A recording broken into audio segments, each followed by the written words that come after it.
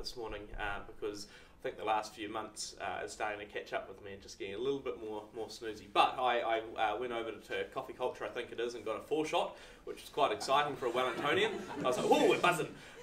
So absolutely raring to go. What I'll do for you today is give you roughly 45 minutes worth of a presentation, then we'll do some questions and such, because I'm keen not only to hear your questions, but hopefully through that get a bit of an insight into what some of the concerns that you guys have are, but also where you think things are going yourselves. I guess the main thing to start off with is that this event is huge. We continue to see COVID-19 spreading across the world and the economic ramifications playing out both here in Aotearoa, but also I guess that across that global spectrum. I say that because case numbers are still quite bad. I'm not quite sure exactly where it stands that you guys over this end can see, but tell me to shift if you need. But basically, we are seeing that this pandemic is still getting worse. We haven't got a handle on it yet, and we're certainly seeing that come through not only in some of the areas that took a little bit longer to get to. India was a good example that wasn't first hit, but started to see some huge case growth in the last few months. But we're seeing a real resurgence coming through in other parts of the world, particularly the likes of the UK and similar. That graph there shows you that not only is this getting worse, but it never really stopped going. There's a little bit of a plateau over this period here that was encouraging in a sense, but now we are seeing that those daily case numbers are rising quite rapidly again. We are seeing other parts of the world thinking about what different sorts of restrictions they might have. It seems like wholesale lockdowns are a little bit more off the table. I'll leave that to the politicians and such to decide, but we are seeing that those restrictions are hitting the economy quite hard. What we know from a pandemic, and we know from both this pandemic and previous ones, is that it doesn't really matter if you lock down your economy or not from an economic point of view. You get battered anyway. If you do lock down, people can't go out and about, they can't spend. If you don't lock down, you have people that die and people that are too damn scared to leave the house. And so you have that ramification come through anyway. We are starting to see that across the rest of the world where there haven't been further restrictions, but the economic hit has been considerable because of that scare and fear element that's starting to come through. Here in New Zealand, the hit has been massive. I don't know if anyone can see the global financial crisis on there because I barely can. It's absolutely tiny when it comes to just how big that economic hit was and how big the current crisis is. That's this bar here, this 12.2% drop. It's what happens when you lock down an economy for 4.5 weeks and take economic activity down 40-odd% during that time. So the hit has been absolutely huge. I guess the point to make is that if I showed you this graph at the start of next year, you'd see a bar like that, but going the other way because the rebound's going to be just as good. What essentially we've seen there is that the worst, in terms of the one-off impact, has likely hit us, but the general feel of how the economy is likely to move is still in a pretty soft and precarious position as we move forward for the next few years. We don't have the same level of economic activity that we used to. Moreover, we don't have the same drivers of economic activity that we used to. I'll highlight some of those shortly. But I did just want to highlight that certainly from a graphical point of view, lockdown was hard, but we're currently feeling like things are pretty good. And that is certainly a position that the economy is starting to move towards, of a better outlook. However, I don't want to negate the fact that that hit was enormous, and we have started to see the very immediate impacts of this. We will continue to see those roll out over time. Now we're sort of seeing the hit coming through to the New Zealand economy in three broad ways with a few other regional bits, and we'll get to those in a sec. The first one is that our primary sector is performing particularly well, and that's good for an area like South Canterbury and the broad, although noting the last bit around tourism.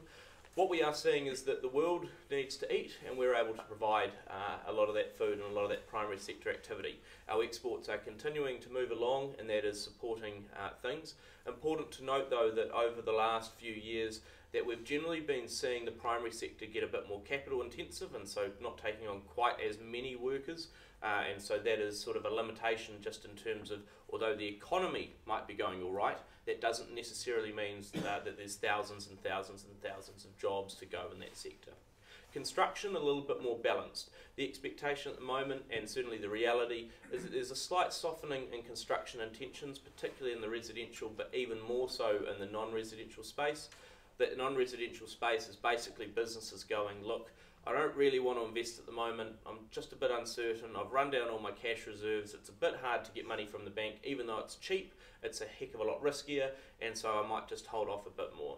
Now, construction and that slight softness is tempered by one, Kiwis who are doing some home renos.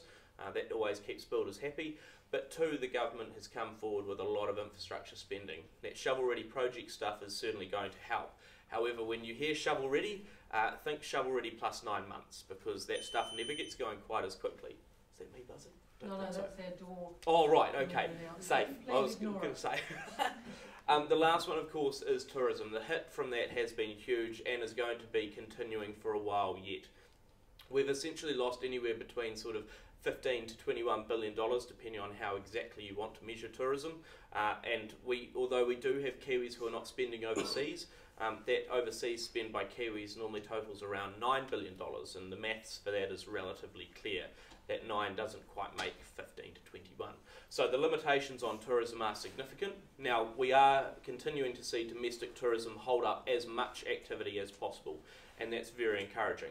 The Great New Zealand road trip seems to be a much more prominent feature for a lot of people now, but at the same time, we've got to somehow assume that tourism is boosted by not only Kiwis using that $9 billion they would normally spend overseas, but also keeping up all of the normal domestic tourism they might have otherwise, even when we know that household budgets are being squeezed. So although we've seen some good rebounds in recent times, the outlook for tourism does still remain quite soft. And so I just did want to highlight that the tourism is an area that is likely to remain a bitter pill to swallow for a while yet. We do also have some key regional employers. Now that's key regional in terms of TY, for example, down in the south, Marsden Point up in Whangarei, which contributes 12% to their GDP, the likes of the Glenbrook Steel Mill, Methanex and Taranaki, but even for you guys locally, you've got some of the big dairy factories, some of the meat works, some of the horticultural sector. Those guys are important because they are, I guess if you will, big chunky bits of the economy that does help to support or sometimes hinders employment. I say that being up home from Whangarei last week, where they've decided to cut at least 100 jobs from the refinery. Now that's quite a large pool of people all at once who are going from jobs, and generally quite well paid jobs, to not. And so those regional employment elements are going to be a big hit. The shock is hitting very differently across the economy, and I do want to reiterate that that this is the immediate impact, and the differences that we're likely to see will continue to play out over the next few years. But basically, we've seen those areas that have a greater concentration around the likes of tourism have been hit hard. It's particularly those who had an international tourism bent. Otago comes through there quite clearly with Queenstown. It just really does dominate the numbers. At the other end of the spectrum, you've got the likes of Manawatu, Wanganui, very strong primary sector, much outweighing any international tourism activity they might have. Gisborne Tairāwhiti is another interesting one. Not only does it have a strong primary sector, which is supporting activity, but just as importantly, it doesn't have international tourism. It's not really a tourism mecca at all. And so it's sort of got that strength of primary, but no real downside from tourism.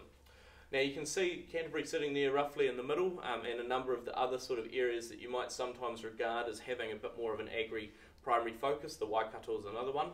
We know that Waikato and Canterbury are sort of the breadbaskets of the country, contributing about 15% each of our broad foodish manufacturing. I don't want to say food and drink because anyway, milk I include there in the food basket element. What's interesting there is it highlights again that although we do have some good, strong primary activity in those regions, there is also some strong tourism activity which is limiting things, which is why you see them coming through a bit more in the middle. You see the impact a little bit clearer when we look at the top 10 best performing and worst performing districts throughout this crisis so far. And again, what you can see here is the top few are generally tourism based in terms of the largest hits, Queenstown, Lakes, Mackenzie and similar.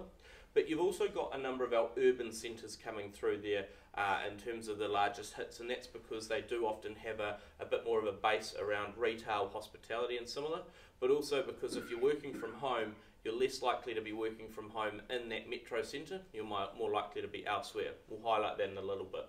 Similarly though, if we look at some of the areas down the bottom, we do have areas that are very strong, often in primary production, which don't have a great exposure to tourism often. They have been able to operate through. Good example there, the likes of Kaipara or South Wairarapa Carterton and similar, where they don't have that real exposure to international tourism. By our estimates, Kaipara was operating at about 72% of normal economic output, compared to sort of like 50% for the general economy. So and that's throughout level 4. So we have seen these events and these hits starting to come through in very different ways. Now, what is the national expectation here? And this is where you can see that Treasury was a little bit, shall we say, pessimistic, which is funny coming from an economist because we're pretty pessimistic at the best of times. The view that I want to highlight to you at the moment is that the hit from this crisis is going to be more gradual than any of us originally expected. We've always sort of taken the view that it was going to take a bit longer for the job losses to start to come in. You can see that with our orange line there. The unemployment's not expected to rise quite so rapidly. Now, our new forecasts come out tomorrow. I haven't got clearance from the chief forecaster to show you that graph, but essentially it looks pretty similar. It just goes a little bit lower throughout this period. It's still a relatively hard hit. We are going to see hundreds of thousands out of work. Now, what I do profile there, though, is that the original expectation from Treasury, which is that green dotted line, and of most of the bank economists, was that unemployment was just going to rocket very, very rapidly. And it didn't, and that is in large part due to the wage subsidy. We managed to keep people on, and that has been of a huge support. Now, you contrast that with something like the US, where they had literally millions of jobs lost, and then a few months later, literally millions of jobs regained. Now, although from an economic point of view, you say in the numbers it doesn't really matter that much because they just sort of float around. If you're a person, you know, a worker or a family on the ground, having to lose your job and then a few months later regain it makes you, puts you in such a precarious position that actually the damage that that can do is quite considerable. We also saw that during the global financial crisis that a lot of businesses cut their workers quite quickly. That's the general crisis response. You go, look, I don't have money, I'm not sure what the outlook is, it looks pretty bad, so I'm going to cut staff. What happened during the GFC is about 6 months later, firms went, okay, we're starting to recover now, let's go and get those workers back. Oh, they've gone. They've gone to Australia, they've gone to another firm, they're not keen to work. And so that limitation meant that we sort of squeezed our capacity moving forward. This time around, businesses have gone, okay, the government's given us a bit of cash to tide things over for a bit, and because of that, we've got breathing room. Let's figure out what's going to happen, let's keep people on, but more importantly, if we have to limit our just how much our outgoings are, let's not cut people, let's reduce their hours or reduce their pay. Now, and those are two things that we haven't seen quite as much in previous crises. We're seeing it much stronger coming through here. For example, we saw that job numbers in the month of August across the country went up by 9,000 people, which is good. We're seeing more people back into work. However, earnings per worker were down 0.5%, which reiterates that there's not quite as much money in people's back pockets, even though those job losses are not quite as steep as we might have thought. So there's almost a hidden or unknown set of people who aren't working quite as much, but they're not fully out of a job yet. In general, though, those expectations are that it takes a while not only for those job losses to rise, more importantly, it takes longer for them to come back. Because once we get the economy starting to get going again, we're still going to be operating below capacity, and it is going to take a while for us to gain those numbers back, which is highlighted quite well here. In general terms, we're expecting that it takes around about 3 years before the national economy gets back towards normal level or pre-pandemic levels of economic activity. Now, I highlight that timescale because this is not a flash in the pan event. Even if we do get COVID-19 under control soon enough, and looking at the globe, that seems a bit far-fetched at the moment, the implications for these, the job losses that are likely to come through, the restructuring of the economy and just how industries are going to interact is quite harsh. And you can see that there, that we've revised our expectations are relatively in line with this, probably a little bit further up. We're now picking what we call a W-shaped hit, although it's sort of more like a VU. So we had a sharp downward shock with that lockdown. We've had a pretty good pickup because Kiwis have got out after lockdown and gone, heck, I've got some spare cash, let's go and spend it. We are starting to see that those numbers are softening out already, and we're expecting that that sort of long U tail is going to take a little bit longer before we start to trend upwards, which is what you can see sort of through this period. It's relatively flat. So it does take a while for us to get back towards capacity. Now, from a business planning point of view, that does highlight that there are some tough times ahead, and so it's not quite that things reopen midway through 2021 and we're going gangbusters again. it takes a while to get that motor turning over quite so quickly. The other thing is that tourism doesn't come back like it normally would or like it has in other times. The structural breaks have been considerable. And this is a good demonstration of what we're seeing quite differently in this crisis, that generally speaking in previous crises it's what economists will term a demand side shock.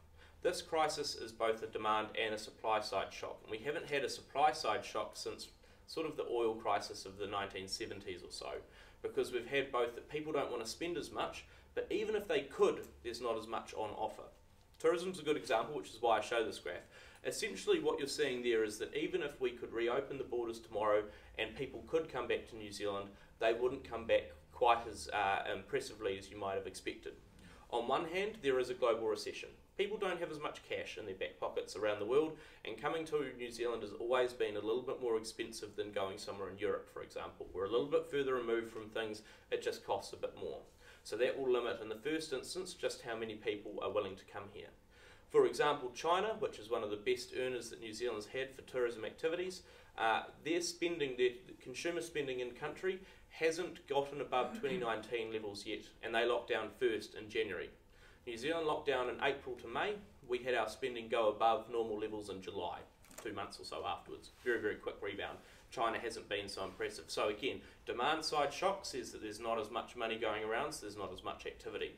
The supply side's even more important though, because at the moment we've lost a lot of direct flights to New Zealand because it's too expensive for those airlines to continue going.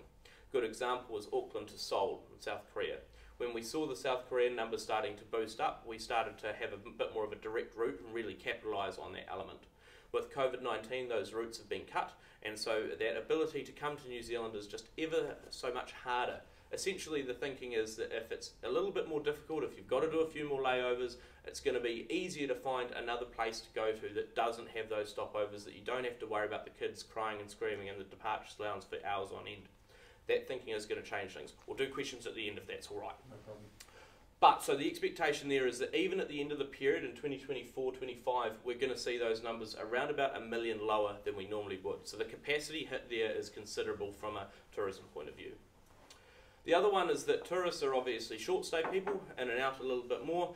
Migration's also changed considerably.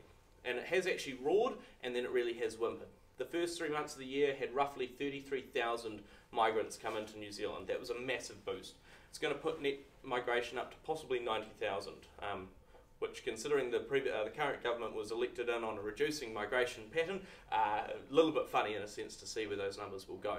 But since then we've seen absolutely nothing in many senses. The numbers are, I mean, okay, there are some bars there, but they're pretty minimal down here.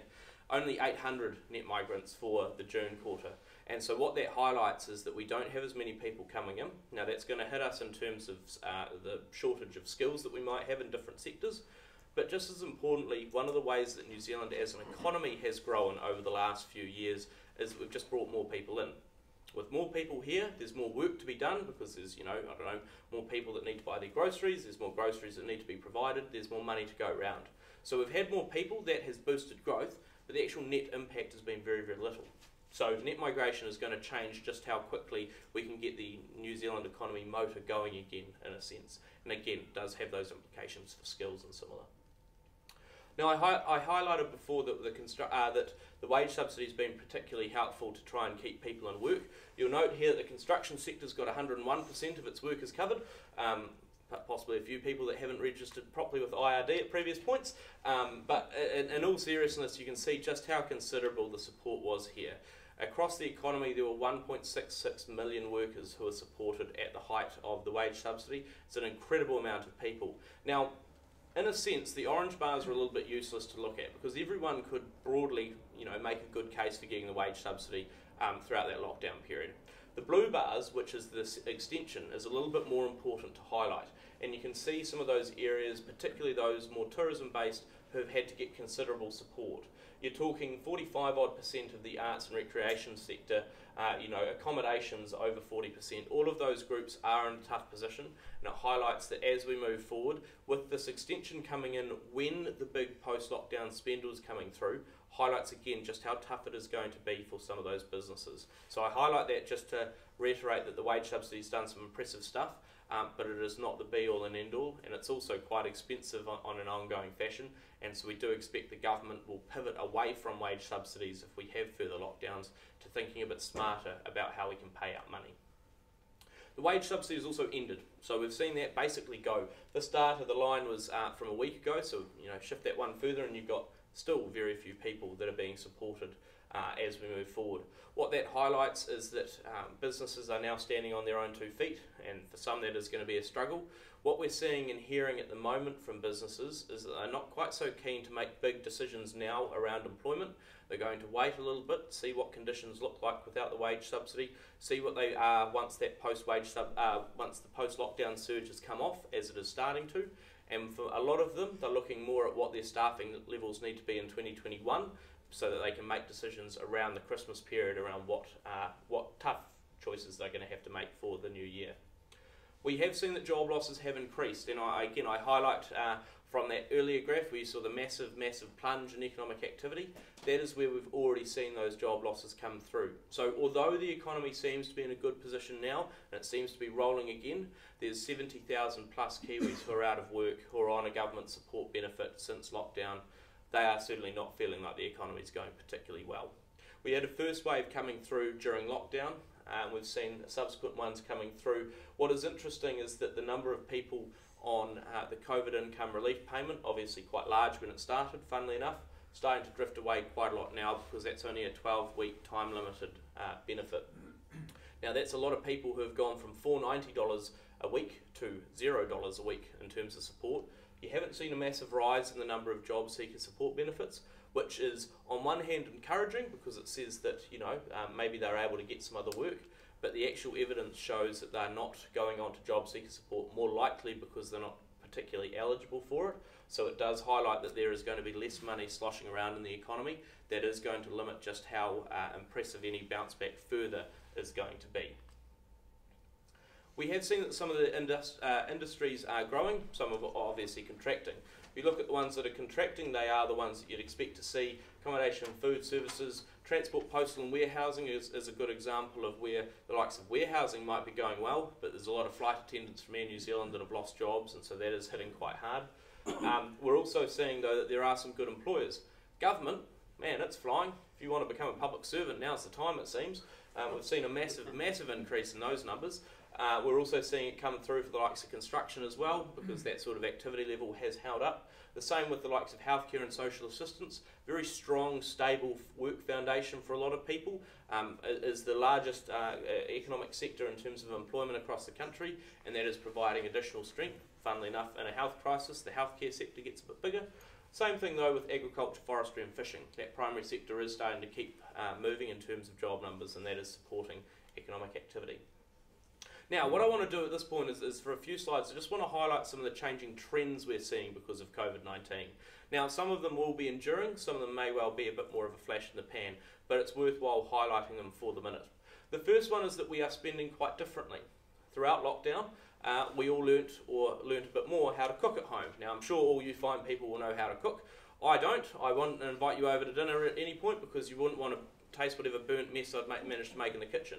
But throughout lockdown, I got ever so slightly better because I had to cook. I couldn't get Uber Eats, couldn't do any of that. And so we've seen that spending on groceries is continuing to go at a very fast clip. It's not just that people are still stockpiling toilet paper. I'm sure there are still some. But we have seen with that green line that grocery stuff is still moving along at a better pace than in 2019.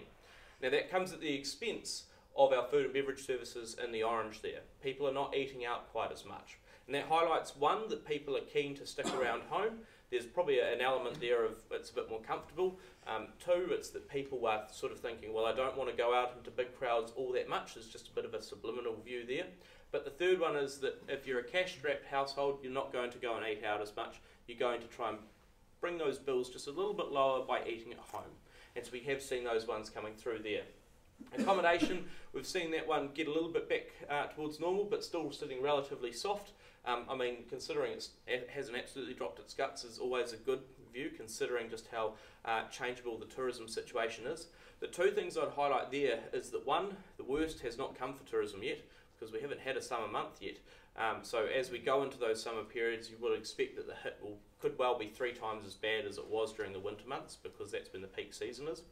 The other thing is that when Kiwis go out and do their road trips, we know that Kiwis are, shall we say, a little bit more frugal when it comes to travelling across the country.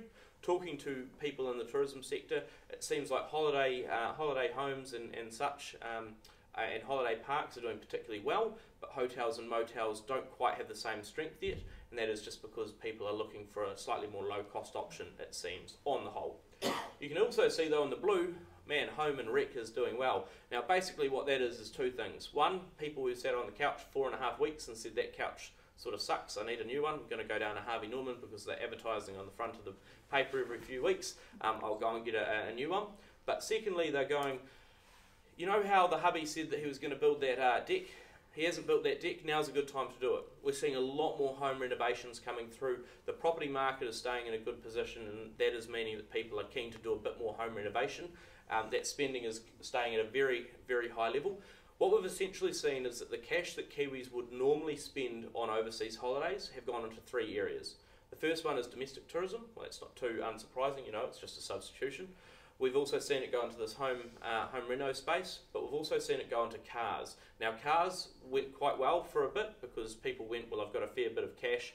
You know, I might buy myself a nice car because, well, I'm not going to be able to spend this money overseas for the next few years. We've started to see that soften away already, so it does seem like the slightly smaller spending on home renovations and similar is now something that Kiwis are a bit more focused on. What that highlights to us is that consumer spending is going all right. I'm not going to say it's going good, it's going all right, but there is still softness in terms of where those numbers are heading. The other thing is that working from home is actually a thing. Now, I say that because when we were originally thinking about how these changes were going to come about, my expectation was it might take a few years for this to get going and for working from home to really start to take off after we got out of lockdown. What it seems like has happened is that not only have employees really liked working from home, but their bosses have too. And if you get the boss on board with working from home, then getting everyone else going is a lot easier. So we have seen quite a significant shift in where people are working. Now, to illustrate that, I've got 2 examples on this graph. The first one is if you look at Wellington City, this orange line here, it barely gets above 2019 levels, only in 2 little parts and only just, but sits pretty softly throughout, even though it has the public service, you know, a very stable workforce at the moment. You look at Lower Hutt in the blue though, sitting pretty perfectly above 10%, above normal levels, sort of 5 to 10% on average throughout the period. That means that we have seen people that are working in different areas. They're still doing the same job, but they are more likely to be living and working at home, particularly in Wellington. What's interesting as well though is that we've seen that although the spending, where spending has happened has shifted, the amount that is being spent has also shifted. So in Wellington region, the actual amount of money is slightly down on 2019. The basic stylised thinking here is that although if you're in Wellington City during the day when you're working, you might normally buy a $20 lunch. You're now working at home, you're making a sandwich for lunch, you might go out and get a $4.50 coffee. Yes, you're spending in a different area, but you're not quite spending as much. Reiterated in terms of, okay, so you know, you've got the Wellington Economist here, you want to know it's not just you know, Wellington and wanting to make sure that he can go and get lunch, but you can also see the dotted green line there with Hamilton City sitting a bit lower than the yellow for Waipā District, think Cambridge if you will. And so that highlighting is that we are starting to work a little bit more outside of those urban centres. That is providing some good options for places that are not major urban centres, but it is going to provide a challenge for some of our metros. Now, how have we seen spending going here? Now, I put a very bright orange, purple line in there just to sort of highlight where the 0 line is, because things do get a little bit more cluttered out here. But we have seen that you know, some of the parts of South Canterbury are performing better than the national average.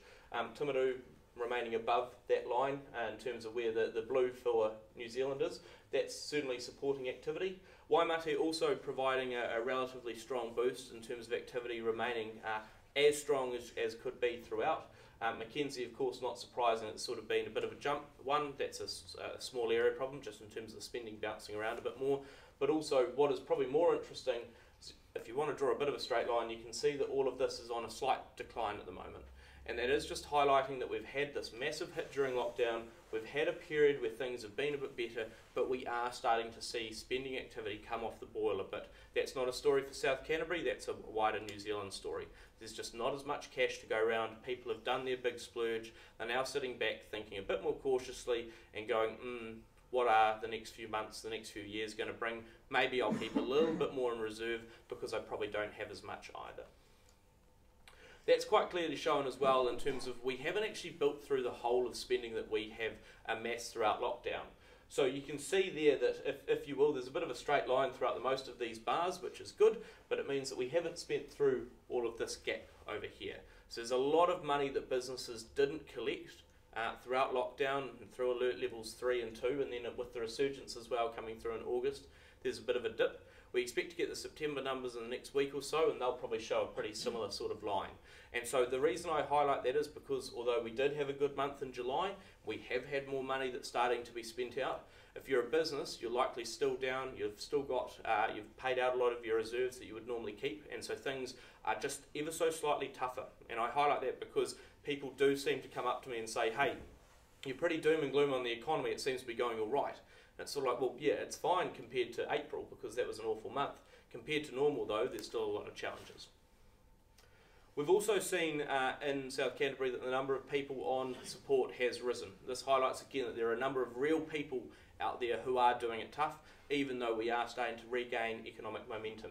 A 48% increase in South Canterbury, and I define that as Waimate, Mackenzie and Timaru, but better than the 51% national growth that we've seen in September compared to the same time last year. So encouraging that the hit isn't quite as substantial, but there is certainly an increase of numbers there, and you can see that coming through quite clearly in the bars, sitting relatively pretty even, declining before the crisis and then starting to rise.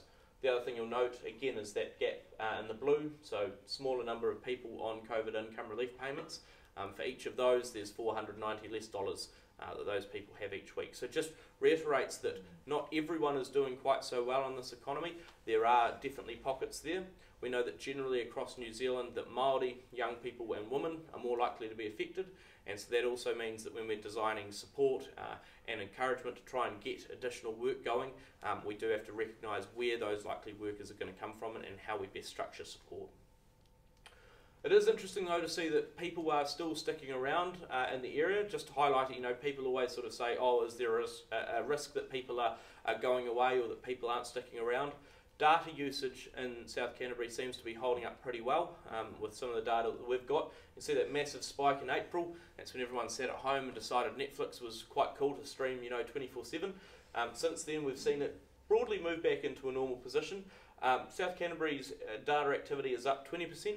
Ever so slightly below the national average, but does highlight that we're still seeing people that are sticking around, and so that reiterates to us that people are in the local area. We haven't seen an exodus. We wouldn't expect to see an exodus, but it's nice to have that confirmed with some data as well.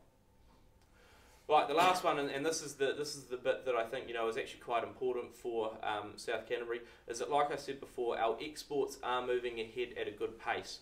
I was glad to see in the car this morning when we were driving along an email from Fonterra that the milk price has been raised to 6.8 from 6.4 in terms of the midpoint. That is encouraging. It does say that there is still sustained activity when it comes to milk and our exports. That does return a huge amount of money into the economy there.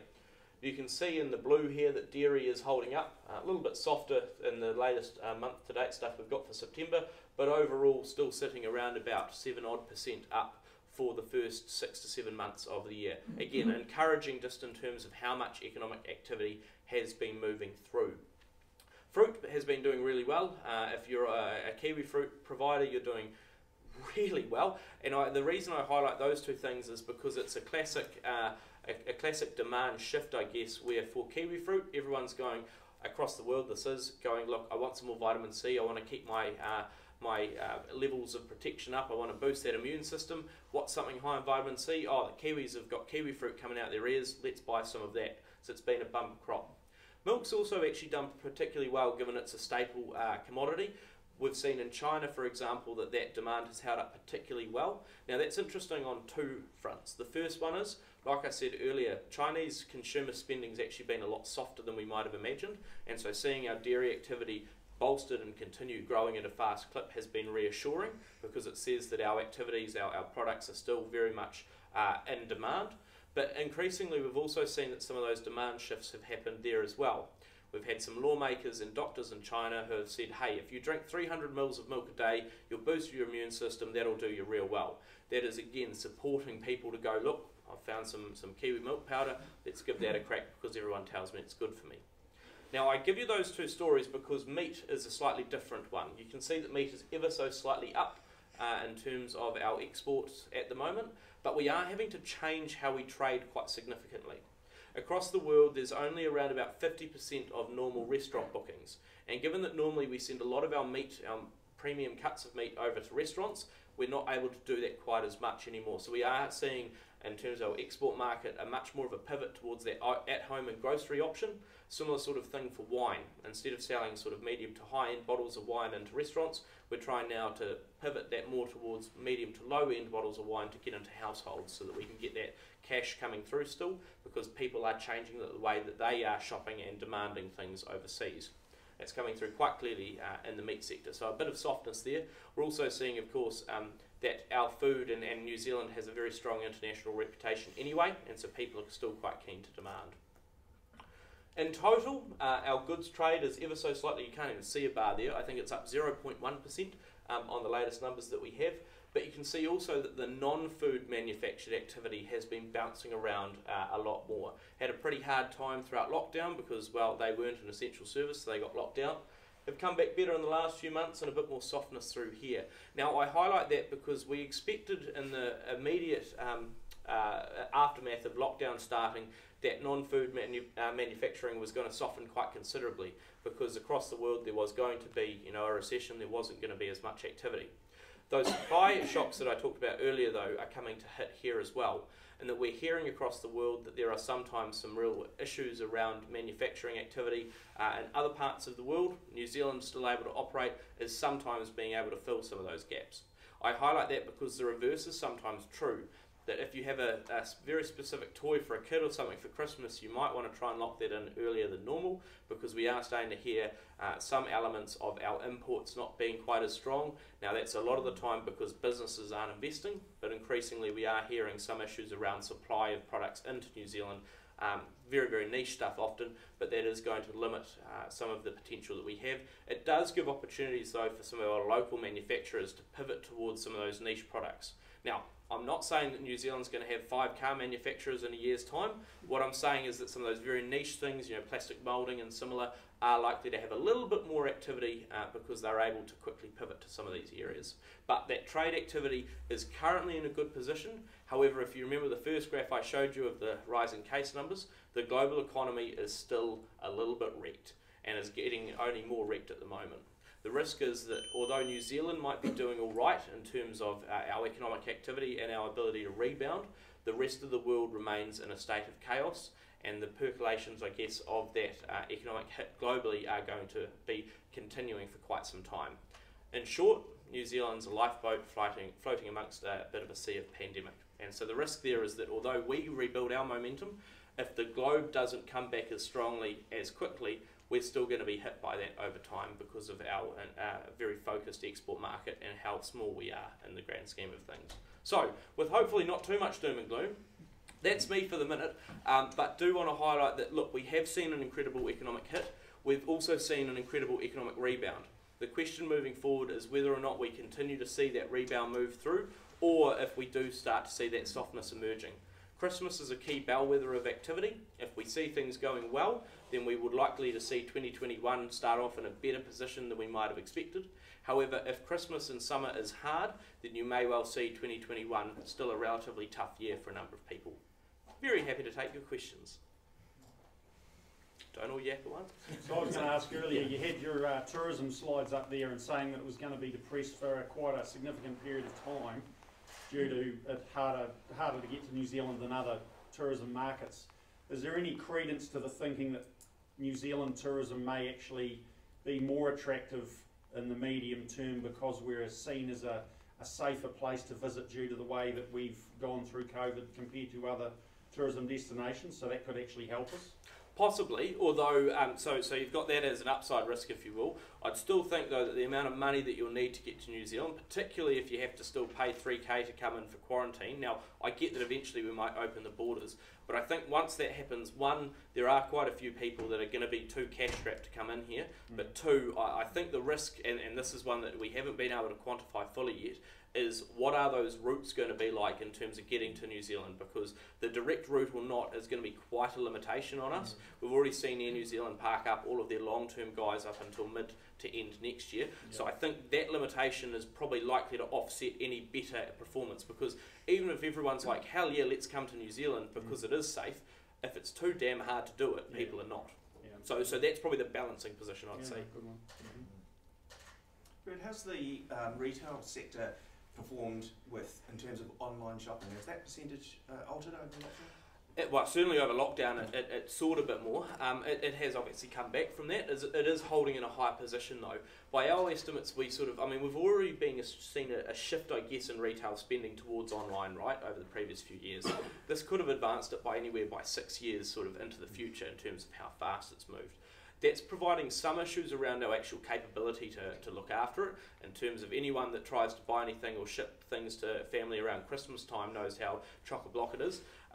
The limitation that's coming through there is sometimes coming through on the sort of delivery side, that when people want stuff delivered to their door from online shopping, the capacity in terms of couriers and similar isn't always as available, but we certainly have seen more of a pivot there.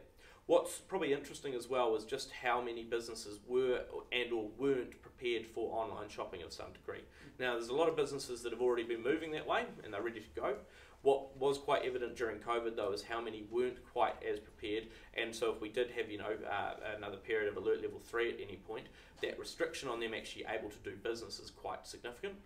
So we have seen a bit more of a pivot to that side. What we're probably also seeing is not just online retailing, but just a different way of doing shopping.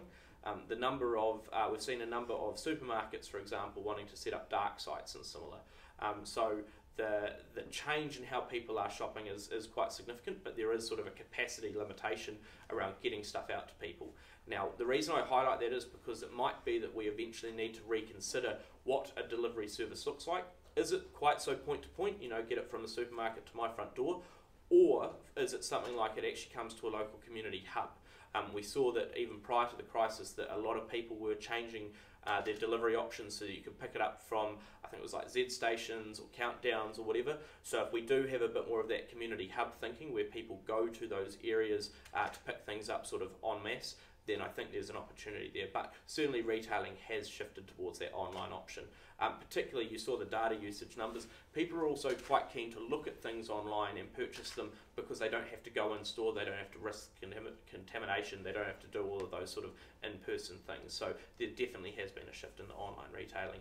And, last point, on that, if we are seeing people that are working from home more and not quite as around those metro centres, then we are generally going to see a bit more of a push towards online retailing because people are just not simply where the shops are, and so we are seeing that one shift out. So that's taken a bit of a leap forward. Do you think that will hold up, those increased numbers? To a point. I think we've started to see them already sort of come back in terms of people are going to shops a bit more, but certainly talking to retailers, it does seem to be that there is more activity there. The other thing is it's probably a bit of a shift in the market that quite a lot of retailers we've talked to have sort of, and this is particularly true I've heard a few from sort of apparel manufacturer, apparel sellers if you will, but particularly for hospitality, that a lot of them are able to do delivery more on the side. So they're still doing their normal operations, but they've now sort of just got another bubble out the side of where they do online retailing and similar. So from an apparel point of view, you have your normal shop, but you're also able to offer now the ability to ship stuff out a bit more. Hospitality is a good example though, where people might have done essentially the equivalent of Uber Eats or some sort of delivery service. They're still doing their normal restaurant service now, but if someone calls up, they may well, send someone out with some fish and chips or whatever it might be. So it's almost that it's changed how we're shopping, but it's also sort of expanded how we're shopping as well. It's given people more choice. Yes, sir. Yeah, sort of building on this local economic activity piece a little bit and trying to sort of also bring in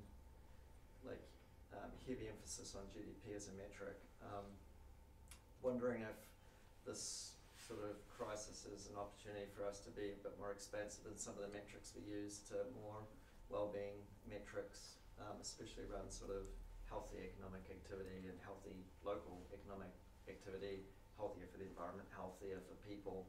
Do you see this being this crisis being sort of a push in that direction that might open that up a little bit more? Yeah, I think so. Look, the issue with wellbeing economics in general is that, if you will, what gets measured gets managed. And so because we can't measure a lot of the things that are not core economics or have previously been seen as core economics, we just simply don't know about some of those elements. I say that because one of the things that we've designed and put forward to some of our clients is what we're calling our local economic insights dashboard. Now, that was where I kept getting questions from our clients during lockdown of how's my economy going, how's this bit doing, how's this other bit doing, and so I pulled together a dashboard just for myself, eventually showed it to the team, and we thought we'd actually put it out to people. So there is a lot of information out there. I think through this process, through this crisis, we're discovering a lot more information that we actually have, and also how it ties in. I think the risk, if you will, is that sometimes there's a lot of information that we don't quite tell the right story around, or we don't understand what it's fully telling us. So I say that, for example, we track car registrations, and people often sort of say, well, what sort of economic activity is that? You know, that just tells us how the automobile industry is going. Well, actually, it gives us a bit of an indirect indicator for how consumers, households, but also businesses are going. If we've got passenger car registrations going up, generally speaking, that tells us that people in households are keen to make bigger investments. They're not just going out to buy a $4.50 coffee, they're making the second biggest investment of their life.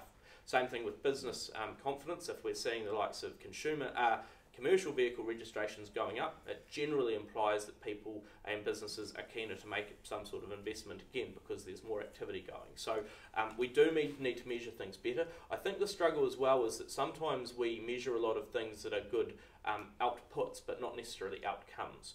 And so when I say that, I mean that there's a lot of things that we think of good well-being, but actually trying to quantify that is quite difficult. And so I think there's probably more work that we need to do to capture the right information, because I don't think I could stand before you at the moment and say that I can pinpoint how well-being in the district is fully going, for example. I can give you some indirect indicators, and I can tell you some stuff from what we do have measured, but there's a lot of other bits that we don't quite have captured. So yes, we are going to start collecting more of that. I think what we're also seeing is that the focus has shifted a little bit away from, like you say, GDP towards a bit more of a society-focused element.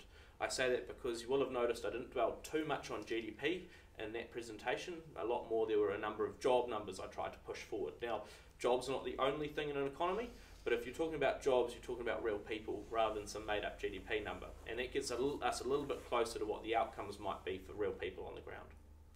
Just thanks. A very brief follow-up question. Do you have any sort of data of like regional economic flows in terms of like regions having sort of net negative or net positive sort of economic flows? In terms of people, or in terms of just general activity? General activity, so getting to that local piece, like how much, say, for instance, is South Canterbury sort of importing, and how much is it exporting, and any changes in that?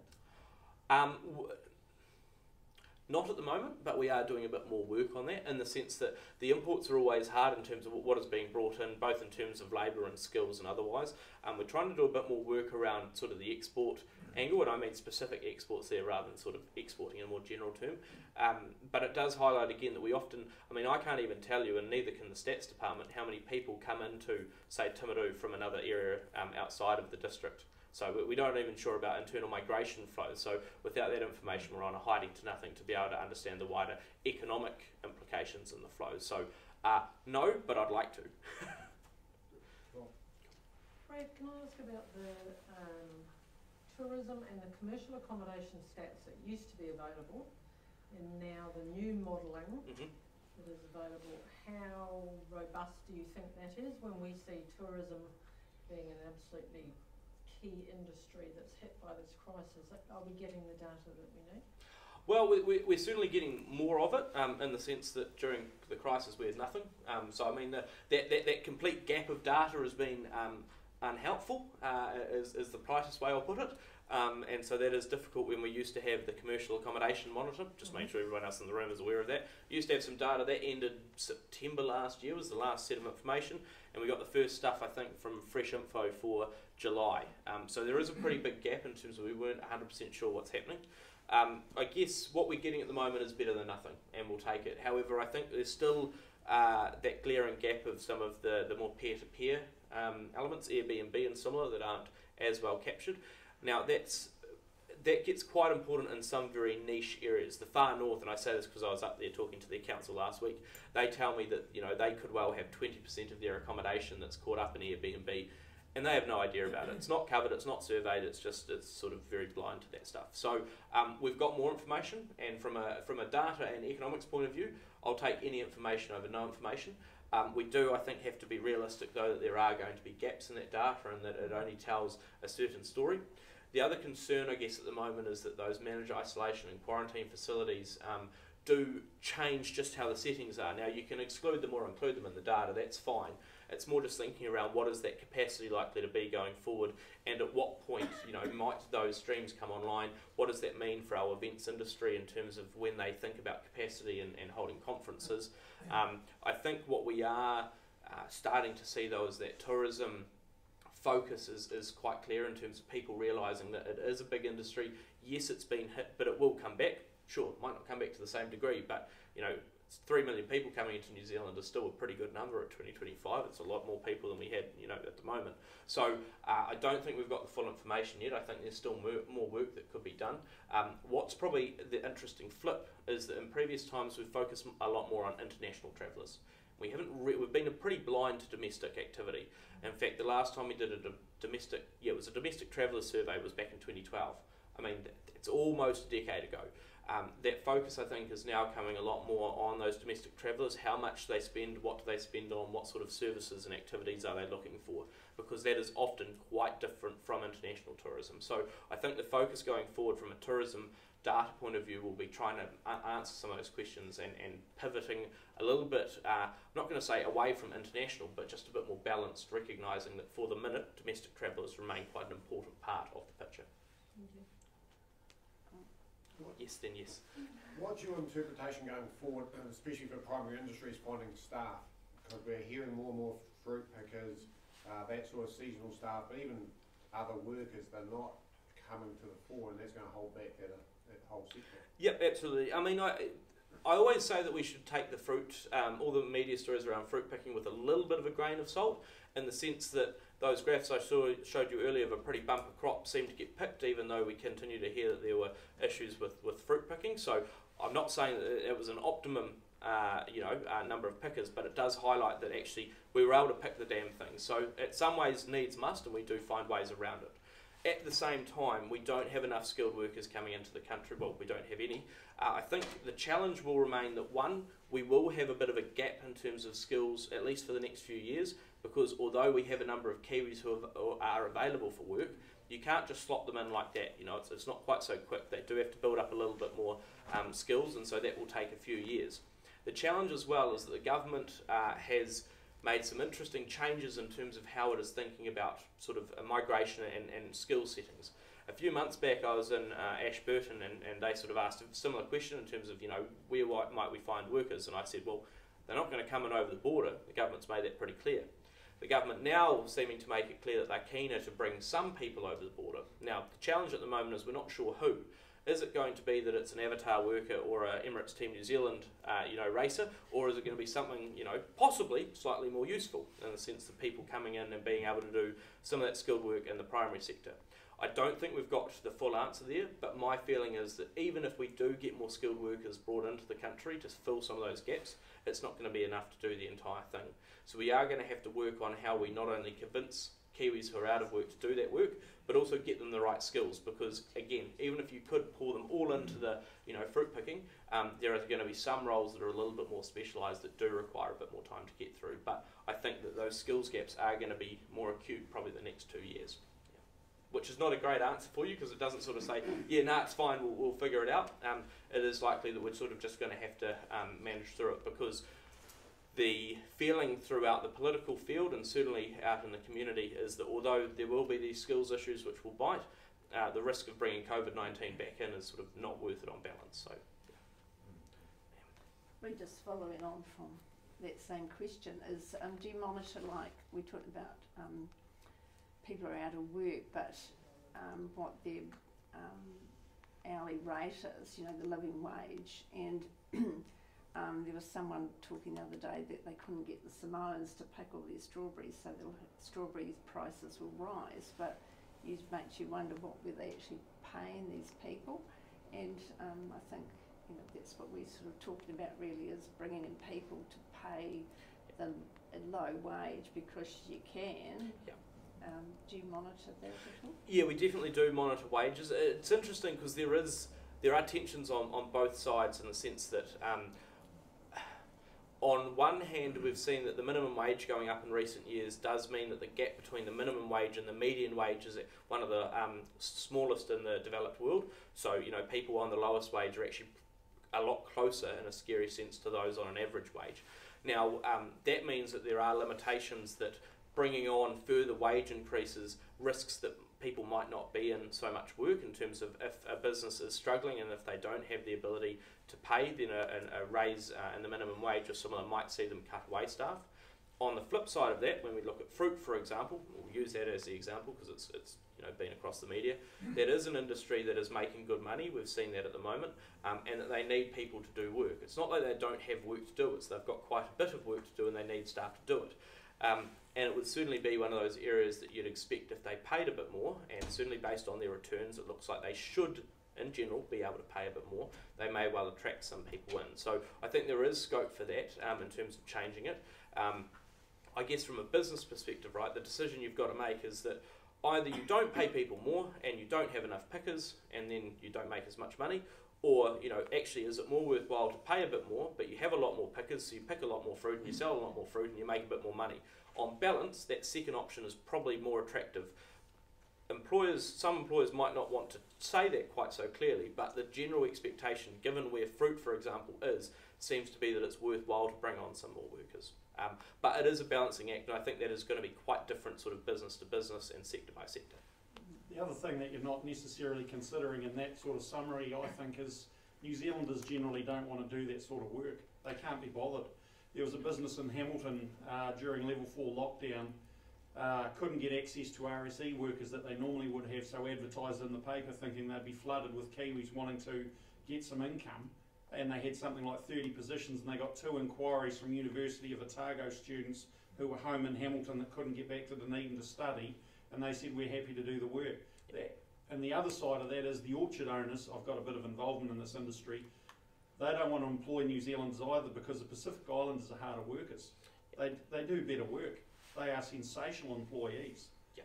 And with the increase in the minimum wage over the last couple of 3 years, thanks to the Labor government, they've effectively got a 6% increase in their wages year on year for the last 2 years. Yeah, yeah, and that's the thing, right? That those are going to be different. I guess the other point is that one of the reasons that Kiwis often don't want to do the work is because it appears a bit more time limited, whereas an RSE worker, that's exactly what it's designed for, right? It's fly in, fly out.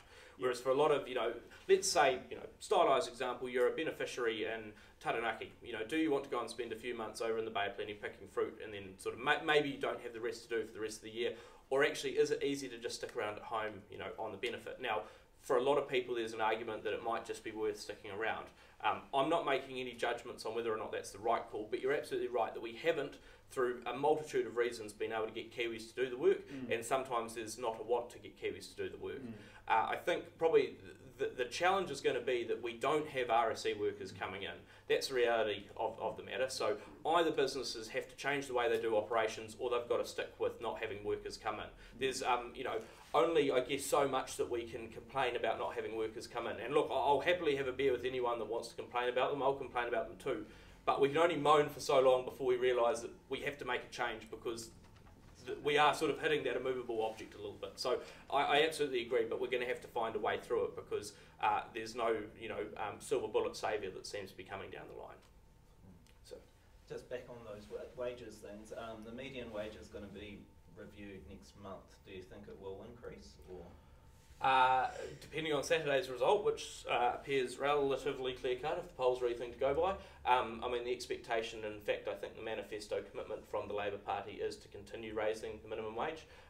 You know, next one is up to 20 off the top of my head. That seems to be coming through. There has been a lot of pressure this year, especially, over whether or not that should continue to rise, particularly because it happened, you know, during lockdown. It did then, and that was probably the most incredible crisis point you're ever likely to see. I would find it just, again, not a judgment call on whether I agree with it or not, but I would find it unlikely that politics will dictate that that won't happen.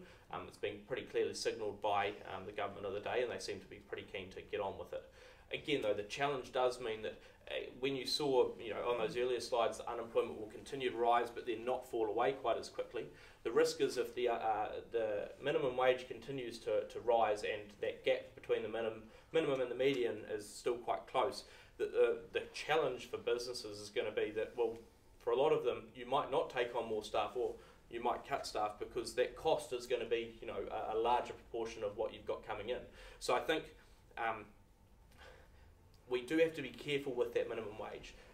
There's a lot of people that say, well, you pay people on the minimum wage more and they spend more money.